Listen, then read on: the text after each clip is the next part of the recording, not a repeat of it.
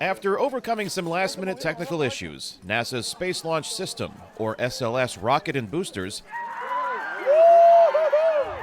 successfully roared into the night sky over Florida's Space Coast, carrying an unmanned Orion spacecraft into the heavens on a test flight to the moon.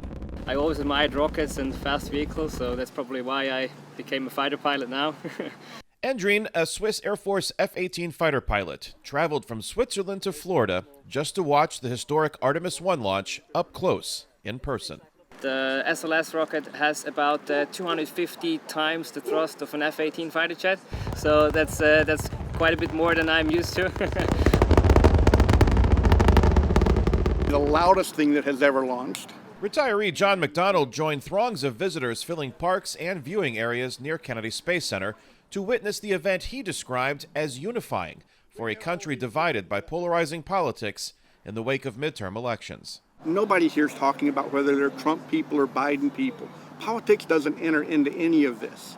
They're just here for one thing, to see space. They want to see that rocket launch. Nobody cares about whether you're red, blue, purple, whatever. I think it is a great unifier to have something like this to latch onto. Florida author and artist Josh Novak hopes the Artemis program reinvigorates interest in space exploration, like NASA's Apollo missions to the moon in the 1960s and 1970s. But I can see how an event like that can bring people together and galvanize everybody toward a goal. And I think the goal should be improving life here on Earth, and I think a great way to do that is to explore space.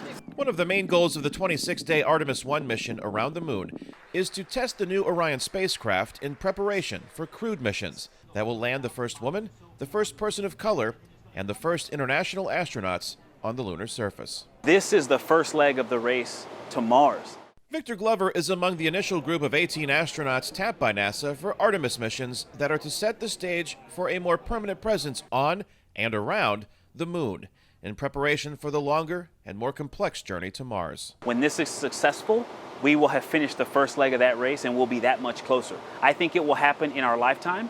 The first crewed mission back to the moon, to orbit but not to land, is Artemis 2, currently scheduled for 2024, with Artemis 3 returning astronauts to the lunar surface as early as 2025.